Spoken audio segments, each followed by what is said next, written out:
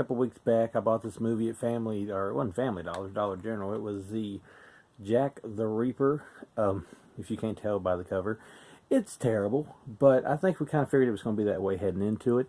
It's only like $2.95 or something like that at Dollar General. As I watched it, it was obvious that this is something I had seen before, way back in the day. I think 2011 or something might have been when it originally came out. Maybe before that, but it seemed like it was early days review. I'd watched it, and I didn't remember a whole lot about it, so I popped it in last night and give it a watch, and it's pretty typical. I mean, it still had potential, but it kind of shoots itself in the foot, I guess. It's a slasher about a group of kids going on some trip.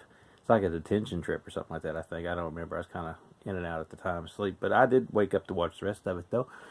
And what was so strange is you got these very stereotypical characters, which, you know, is normal for a slasher. But, I mean, you have, like, the mama's boy, and you've got the girl that likes the jock, and he likes this other girl, but she's deaf, and he's really an asshole. And then his friend's okay, and his brother's okay, but there's this character that's like powder, he's like solid white, albino.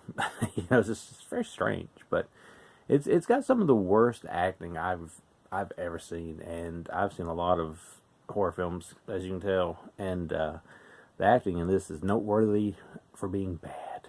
So, and like the main chick, who I don't even know if you can call her the main chick, but like the de facto final girl, who is the final girl because she's like the only one who don't leave the school bus when it crashes, is always sobbing and always has a giant booger hanging down from her nose, which makes it very difficult for me to watch. But it's weird. Like, the killer's kind of lame. He don't look nothing like this. I kind of thought this is what our slashers don't look like, but he don't look nothing like that. He does have one of those knife whatever thingies he's got there, and he does go through killing people, but most of the time when someone's killed, it's kind of done, you know, implied or off camera, which sucks. I mean, the movie, you know, does way too much character development, which some slashers do, but they usually try to sprinkle in a bunch of kills in between, and this one just kind of doesn't. It kind of just, when the kills start, they start, but you got a lot of space in between when the kills really start, and then when they do start, it's just kind of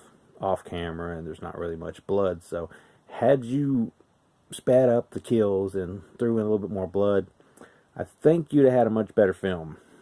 You'd probably had at least an acceptable slasher that would have been in line with most acceptable slashers, but instead this one's just really bad. And I mean, that's really all you can say about it. It's terrible. But did I get my $2.95 worth? Well, you know, maybe I did. I don't know. But that's Jack the Reaper. It's at Dollar General. It's cheap. So if you want to give it a try, if you just like slashers like me and you want to give it a try, go ahead. But don't expect nothing too good.